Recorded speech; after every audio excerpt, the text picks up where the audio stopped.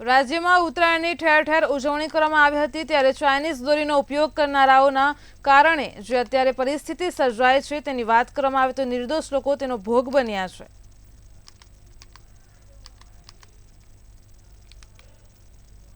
અને જેને કારણે અત્યારે આપણે જેવી રીતે કેસ સામે આવી રહ્યા છે તો સમગ્ર રાજ્યમાં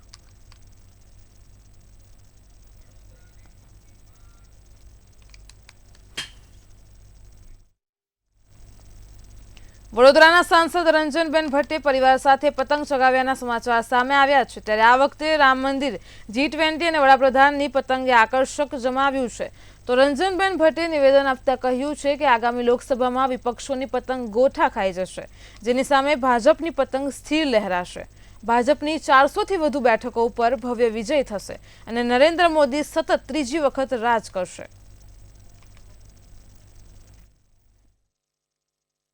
ઉત્તરાયણ પર્વમાં પતંગ કેટલો ચગવાનો દેશના વડાપ્રધાન નરેન્દ્રભાઈ મોદીજીના નેતૃત્વમાં ગુજરાતના ગુજરાતીઓએ તો 27 વર્ષ સતત વિધાનસભામાં આપણા મુખ્યમંત્રીને બેસાડ્યા છે. આ વખતે 7મી ટર્મ મુખ્યમંત્રીશ્રી વિધાનસભામાં નેતૃત્વ કરી રહ્યા છે.